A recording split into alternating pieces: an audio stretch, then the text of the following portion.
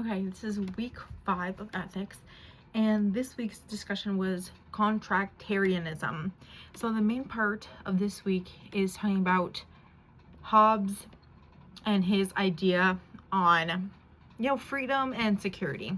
So my understanding of this week is we talked about living and what you take for granted and what you have, kind of like rules without order.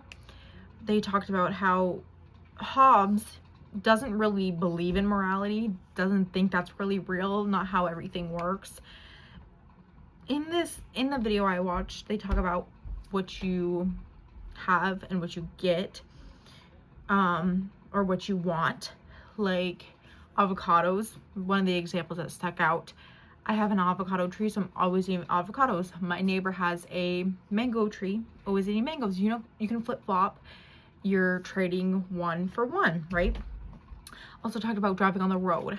Cop pulls you over for speeding. You didn't say you wouldn't speed on the road. It's just if you say a suggestion, So we talked about making promises and securities. If you're driving on the roads, you have to follow the speed signs. If you have a job, you're forced to pay taxes. You need to, because you're working the job, you have to give that. So it really talks about this for that, tit for tat. So it's just benefits and not benefits of how you live. It's just how it is. So dilemma for discussion this week. The question was, you're a case manager at a publicly funded social services agency. One of your long-term clients has finally stabilized after years of homelessness and addiction. They're sober, employed, and showing up. Then they tell you they've been using a falsified address to say eligible for housing support. So for instance, if I'm the case manager, I have to choose if I'm going to remove him from the program because he's been lying about this, or I can choose to keep him and keep helping him and keep funding him. With everything we've been reading in the video,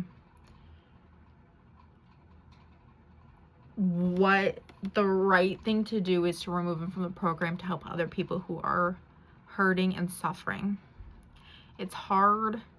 It'd be hard for me to tell him that because you disclosed that to me and because you're being honest, I have to remove your support. And I have to remove you from the housing support system. That's hard to say since they were honest with you, but it's the truth. I don't know what I would do, honestly. I feel like if let's say there's 400 other people who are needing housing support and they don't have the funding, or they're still looking for funding, or the company is working with getting them housing, they need it more than this guy does, because he has more support. He has less needs than these people do. He has a job.